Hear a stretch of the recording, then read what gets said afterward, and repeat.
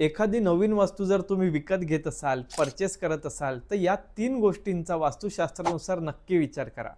सगळ्यात पहिली गोष्ट म्हणजे वास्तूचं ब्रह्मस्थान. ब्रह्मस्थान म्हणजेच वास्तुपुरुषाच्या छातीचा भाग.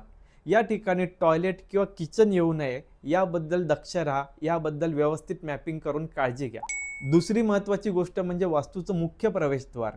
वास्तूच्या मुख्य प्रवेशद्वाराचा संपूर्ण घरातील व्यक्तींवरती, त्यांच्या ऊर्जेवरती, त्यांच्या प्रोफेशनवरती, करिअरवरती खूप महत्त्वाचा प्रभाव पडत असतो. आणि तिसरी महत्त्वाची गोष्ट म्हणजे घरातील टॉयलेट्स.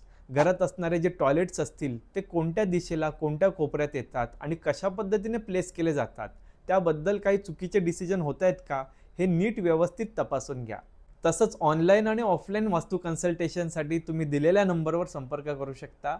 वास्तुशास्त्रानुसार तुमच्या घरात कुठल्या गोष्टी कुठल्या दिशेला असाव्यात किंवा त्यानुसार टेक्निकली आणि प्रॅक्टिकली कुठले रेमेडी करावेत हे तुम्ही नक्कीच जाणून घेऊ शकता. डिटेल इन्फॉर्मेशन प्राप्त करण्यासाठी कमेंट बॉक्समध्ये वास्तू टाईप करा. श्री स्वामी समर्थ.